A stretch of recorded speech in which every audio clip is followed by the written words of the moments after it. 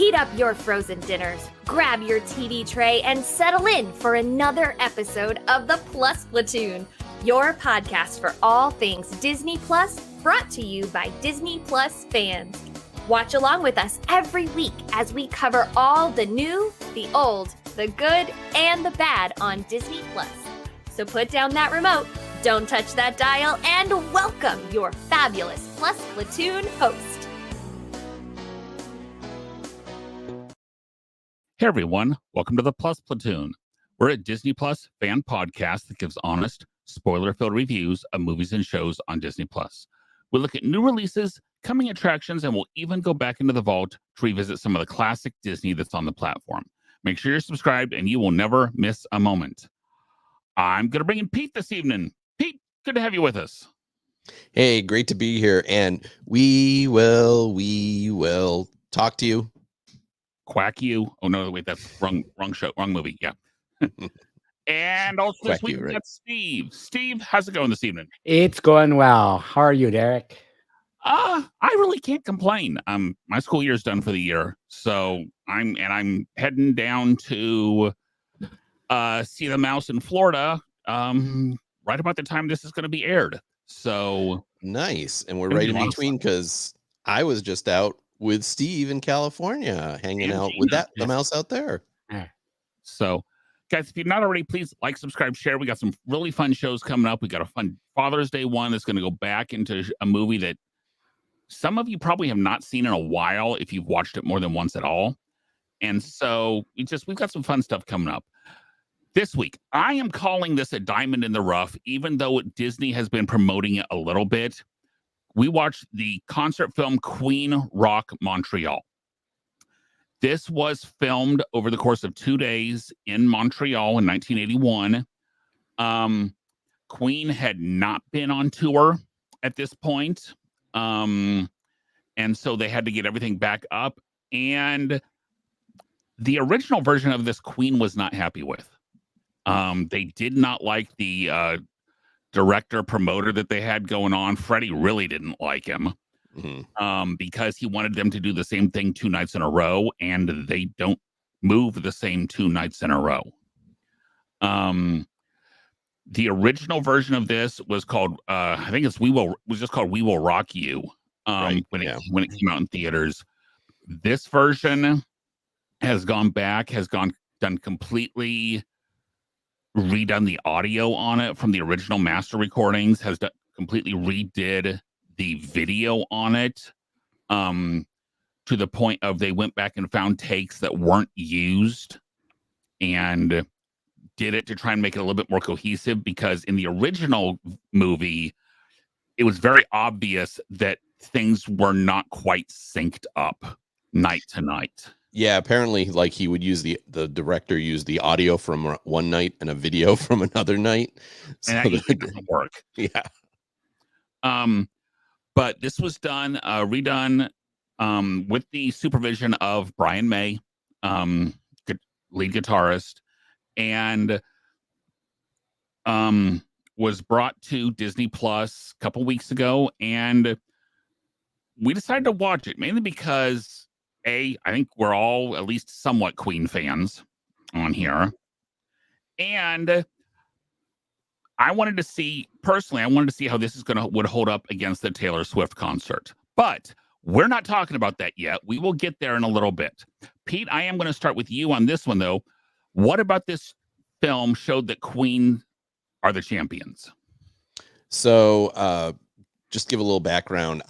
I'm actually a really big Queen fan. And at probably a little after this, because I was probably a little too young to be into music, like in 1981, but probably 83, I started getting into the band and was a really big fan through the 80s and through to the point where Freddie Mercury passed away, to the point that, like, for many, many years, you could not get their records on CD in the United States. I think they didn't release them till like right around 2000. Yeah, it was a while.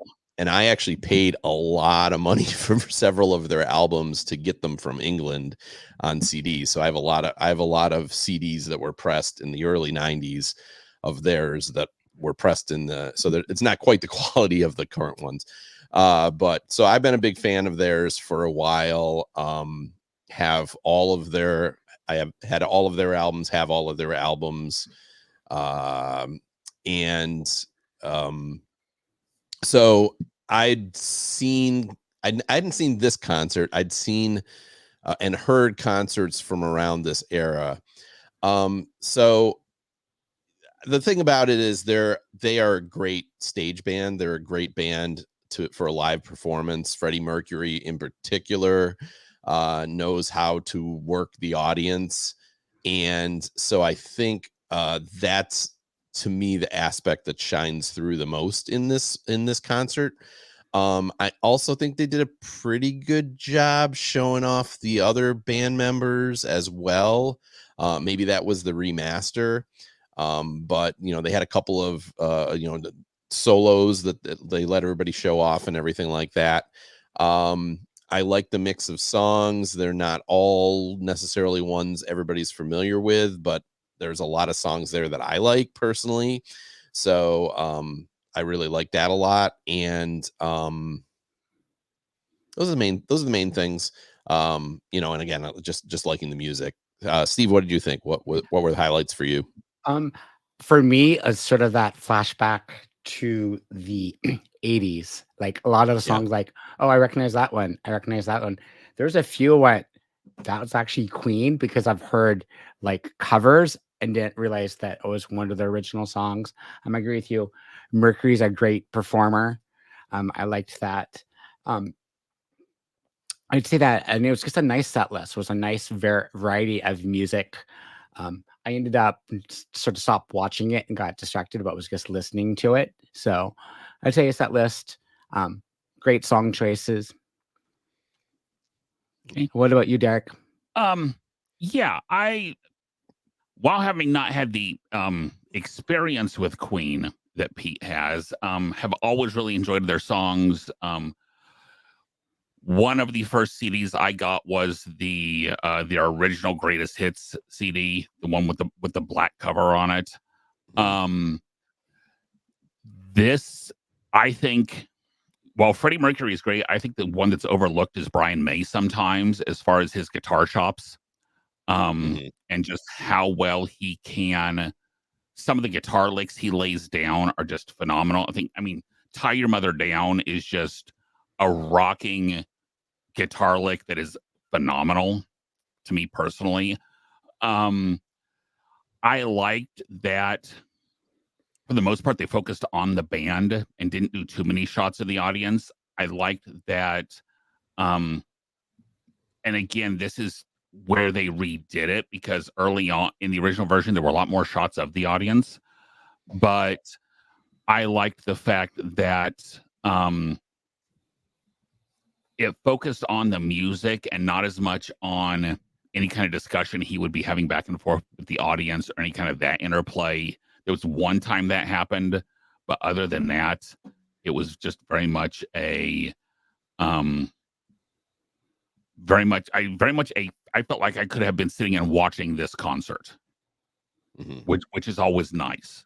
Honestly, it reminded me a lot of how they did Hamilton, with the far off shots and then some of the closer in shots that you don't normally get. So, okay. If that was about this show that they are the champions, Steve, I'll let you lead off on this one. What about this should have been thrown off the stage? My problem I have with concert films is I hate being forced to focus on something.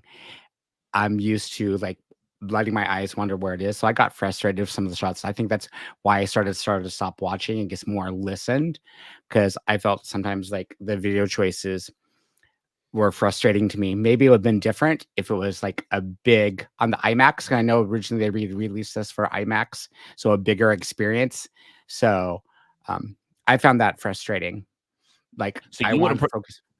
I was like, you would have preferred further back shot so you could have seen more stuff. I think so, and let my eyes wander. I think I know it's coming up, but talking about Taylor Swift, it's just how production for concerts have totally changed compared to when this was. I mean, it used to be you would go, they would play, and there would be lights and stuff, but there wasn't as much sort of production as there is now. And we'll get into that, as you said, here in just a little bit. Yeah. But for me, uh, to me, the second half selection was stronger than the first half selection. You could tell they had just put out the album The Game, because there were a few songs from that are not among their strongest. And it's just like one or two at the end of the first half, but there were a couple weaker songs in this. I don't have a lot negative to say about this, to be perfectly honest. It's as you said, this is one you could just listen to because they have redone the audio on it, and there was only one point where you could tell that they were using audio that they were not singing at that point in time, but they did that at every concert in Bohemian Rhapsody. The operatic part was done as a pre-recorded piece at every concert just because of so many overdubs and so many different voices. Yep. So, and Pete, you said you've seen them recently. Do they still do that on those concerts, or do they just kind of skip that part of the song? I think when I saw them with Adam Lambert, they did something very similar with that. Yeah. Okay. And it's funny, there's a band that comes through this area that does Queen tributes, and they actually play that middle part. So it's interesting that the big band didn't. But yeah, should I go with mine? Go ahead. Yeah. Okay. So I kind of agree with Steve. I had the same issue with the shot selection, and to me, it was either really tight on like one of them individually, mostly Freddie, but like you know, during the solos or whatever, they'd go to the other guys, or it was like super wide to the point that you couldn't really see any of them. Like there was not really many good shots of just the band on the stage. And I would have liked to have seen more of that, as you know, kind of what Steve said, which is you can look where you want to look. So if you can see all four of them playing at the same time, you can kind of watch who's playing. So that would be my I didn't think it was shot in a particular interesting way. And you know what you said at the beginning, Derek, kind of points out that the band thought the same thing. Yeah. And you know, they did what they could to fix it. And also, I mean, this was a different time. So a lot of concert films were like this, unless you got into something like The Song Remains the Same, Led Zeppelin, where there was like they shot these scenes that they would put into it that was outside of the actual concert, but the actual concert stuff is just like they're on stage and they're playing, and you don't have the production values you have now on concerts for the most part. So yeah. And also talking about some of the set list, if do you have the live CD, the CD set of this concert, Pete? I don't have this one, no. Okay. Because they actually played Flash and the Hero on this in the first half, that there is literally no video footage remaining. Right. Yeah. So that's why they were not on the video set of this movie, is because there's literally no video of them playing those two songs. Yeah. It would have been interesting to see how they played Flash, because there's a lot of overdub from the movie in that song.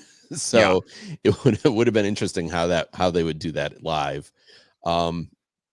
As I said, they actually released a live album that very near the same, it might not have been the same tour. I'd have to go back and look, but there was a live album around this time that had a lot of the same music on it. But they made a live album of this concert, right? But that didn't come. A different one. Yeah, that didn't come out till much later. I'd have to look it up. I mean, we can keep talking. I'll look it up while we're going. But but yeah, I didn't actually have this album. Okay. I think this album came out or this concert was originally just released as a film, and then in like the late 80s it was released as a CD. I think you're right. So, yeah. So, okay. All right. So, month and a half to go, we watched the Taylor Swift Eras film. And the question that we're going to get into is this a better concert film than Taylor Swift? And I'm just going to start off on this one just because I can. I think one big thing you have to remember when comparing them is the fact that the production values of the two concerts are completely different. I have no doubt that if Freddie Mercury were on stage today, it would look a lot like a Taylor Swift concert. What I'm not sure of, I don't know that actually, I'm not sure if Freddie would have had background dancers because back then they could have had background dancers, and a lot of bands did have dancers with them up on stage. Mm-hmm. I think if we are just going with it as a concert film, I think both films are very, very representative of what the concert experience was when you went and saw them when they were taped. Are we all going to have our preferences? Yes, and we'll get to that here in just a second. But and you guys can jump in and disagree if you want to, but I think as far as productions for as a record of what their concert looked like, I would say this is at least as good as the Taylor Swift film, if not better, just because of the technologies that they didn't have back then and how new video recordings and equipment was back then compared to what they've got now. So Pete's still looking up the date. Steve, I'll let you with a rebuttal. I think I agree with you. I think this is a better representation of them as an artist and what I would see. I think it was very much them, where I feel like Taylor Swift. I'm not a fan. I mean, it was good production, but I don't think that truly represented what her. It was very high production, and I felt this was more at the heart of what Queen did. I mean, that's where I would stand. I mean, it's really hard to compare. It's two different eras. It was fascinating to see Two different back in eras, the 80s. there. Yeah. Wow. But it was interesting of just how that went about. So, yeah. Yeah, I think it's a hard comparison because I think the Taylor Swift concert is they did a really nice job with it and the production, but as you say, it's so hard to compare to something 40 years later. You know, and you know, as you said, I did see Queen and Adam Lambert about maybe 5 years ago, and they had all that production of a whole video screen behind them, and they had props. And at one point, I think Adam Lambert came up on the stage on like a big pair of lips or something like that. I mean, it was all these different things. So, but it wasn't to the extent of Taylor Swift. So, I mean, so for me, I liked this one, but like this one I would go back to, and I wouldn't necessarily go back to Taylor Swift. But in terms of a production of like showing the entire career, I think Taylor Swift's as of today probably did a better job of that. And I did look it up. The album was actually Live Killers, which was a double CD. It came out for the album before the game. So it was so it had a lot of the same songs. It was a double album. And I listened to that album a ton when I was a kid. So this very much reminded me of that set, because I said it was a lot of the same songs. There was just the new songs from the game that you mentioned, which were hit and miss. I mean, Another One Bites the Dust is from the game, so that's right. That's a great live song. But yeah, a couple others, Dragon Attack, I think they did, which is. Although I will say I loved the musical version of "We Will Rock You." That opening that they at the beginning that I had never heard before. I really enjoyed that. So Yeah. Okay. I'm going to throw this one out there and this will be the one that, who would you say is the better group of musicians? Taylor Swift, because you got to remember, she writes all her own songs, or most of her own songs anyway. She can play, the guitar. She sings. But then you've got, Brian May, you've got Roger Taylor, Deacon, and Freddie, and and again, I know it's not necessarily a true one-on-one comparison because you've got a group versus a person. But I would say for writing songs, Taylor Swift. I'm not into her music, but I think songwriter-wise, she wins. But I think performance, Queen. Yeah, I'm going to argue for Queen on this in that a lot of people don't know this, but a lot of their songs were written as individuals, and they are the only quartet in history that has #1 singles written individually by every member of the band. Even the Beatles don't have that because Lennon and McCartney wrote all their songs as a duo. So the Beatles have, all the Lennon McCartney songs and George Harrison and Ringo Starr, but because Lennon McCartney always agreed to split credits, there's actually no individual writing credits. The Queen, actually, every single member of the band had a #1 single that they wrote themselves, and extremely talented musicians, played a ton of different instruments. We saw a little bit of that. But like Brian May could play like the ukulele and all these other things. So I'm actually, just because of the number of talented people, I'm going to give it to Queen. What about you, Derek? As musicians, I'm going to go Queen, just because, as you said, the only song in this show that they did not write was Jailhouse Rock. Right. Yeah. One of the four has written every single one of their hits. And actually almost all of their albums have been written by one of the four guys. Right.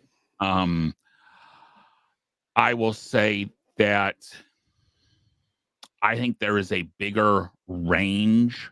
And again, part of this is the time. I think there's a bigger range in the types of songs that Queen did than Taylor Swift does. Taylor Swift is fantastic for this time period. For today, she's a very good musician. She has many, many different types of songs ish. I'm sorry, to go from We Will Rock You to Love of My Life.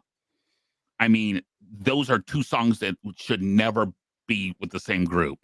This is the same time period where AC/DC basically came on and said, yeah, we're not doing any soft songs because that's not who we are. So it's just a case of the variety that they have, their harmonies, there is no auto-tune on this at all. And yeah, I'm not saying Taylor Swift uses auto-tune. And until the game, they did not use any electronics on any of their albums. So all those, everything before that, everything like Bohemian Rhapsody, and that was all instrumentation. There was no like studio trickery. That was all like overdubs and everything like that. They didn't start using any kind of, as I said, synthesizers or anything until the game was the first album that they broke that policy. And even then, they didn't use a ton of them. No, but they did post that. They did start using them more and more. A lot of synthesizers, a lot of even some synth. What do you call drum machines and things like that. But up to that point, they had everything was their own instruments. And again, not taking away anything from Taylor Swift, she has, she has the ability to write. I was very impressed because a lot of the bigger hits that she have do kind of sound samey, but watching that concert, I got a better feel for her range of music, and I was more impressed by it watching that concert.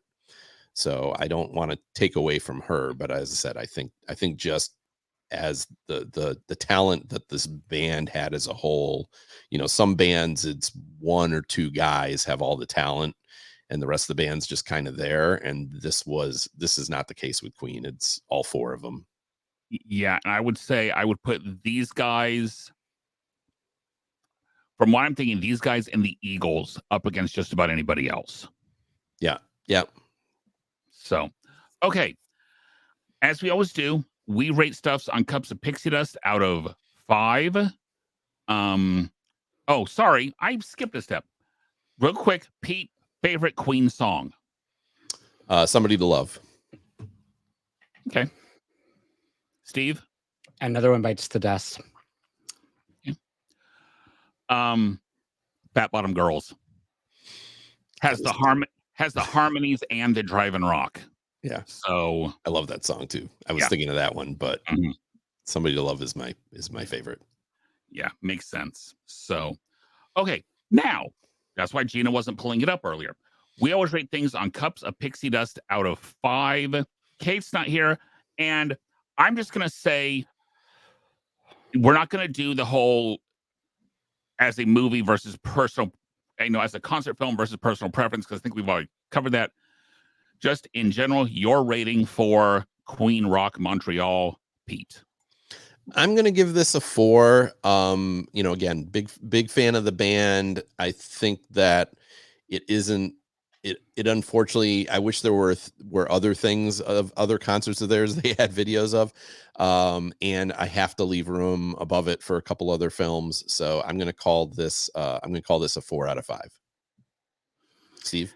I'm going with 3.5 because I lost interest in watching it, but enjoyed completely enjoying it. About halfway, I guess stopped watching, but I listened and totally enjoyed listening to it. So 3.5. Yeah, and that's where I'm going to go to. I'm going to go with 3.5, just because if someone puts this on, absolutely awesome. I will sit and listen to it while I'm doing other stuff. I'll crank the volume up. Sure, cool. I don't know that I necessarily need to watch it. Yeah. But this is even one of those where I might, put it on if I want to do this playlist and I can't find it on like YouTube Music or whatever. I know I can pull this up, like if I'm driving down the road and hit play, and the playlist will play for an hour and give me an hour and a half worth of music. Plus, I love the fact that it was only an hour and a half. Now, obviously, they cut a couple songs and they cut the intermission, but I love the fact that it was only an hour and a half. They didn't try and do too much. So, yeah, okay. I think that was one of the problems with the Eras tour. If you're not a huge Taylor Swift fan, is it was just too long for like an average music fan. And I think I totally agree with you. This felt like a good 90 minutes, not too long. I actually watched, because I was on a plane watching this, and I also watched the Elton John on Disney Plus. They had Elton John concert at Dodger Stadium, like his last concert, and that was like 2.5 hours long. And I love Elton John too, but it went on a little too long. So I don't know who I could listen to for 2.5 hours of a concert, because I'm guessing anyway, it wasn't as tight as this one was, where it was just song after song after song after song after song. Right. Well, and I think it had been broadcast live, so it was the full concert. So yeah, it was definitely not tight. Okay. Oh, wait. With Kate not here, I'm going to do the Disney Plus news this week. We got a couple things. We talked about this before, but Disney did confirm this week that the new Vision series will be coming to the service in 2026. It is focusing on White Vision that we saw at the end of WandaVision.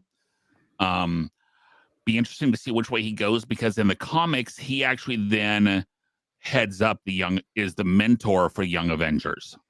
I wonder if they're going to set that up. So and the fact that they still announced this today after they have done the whole quality over quantity type thing makes me wonder if they think this actually has some promise to it. as opposed to just get stuff on the service, get Marvel.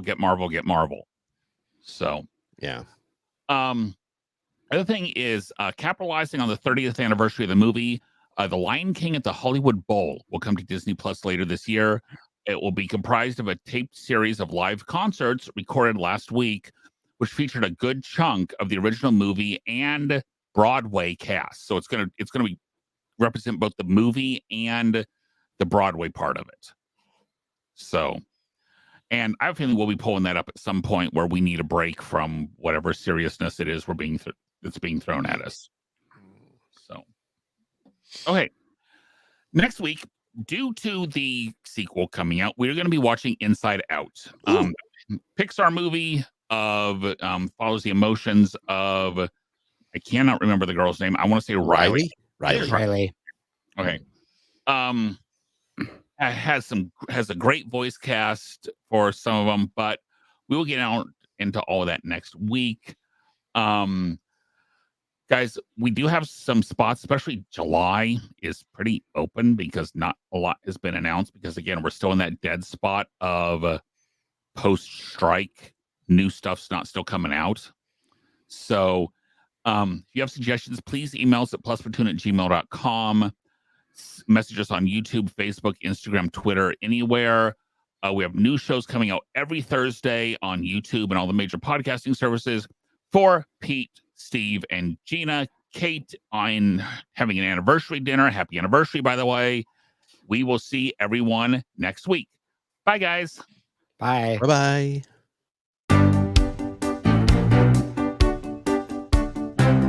Thanks for watching this week's episode of the Plus Platoon. Be sure to subscribe to the Plus Platoon podcast to keep getting great content each week. Then head over to Apple Podcast and leave those 5-star reviews as they help make the Plus Platoon visible to even more Disney Plus fans.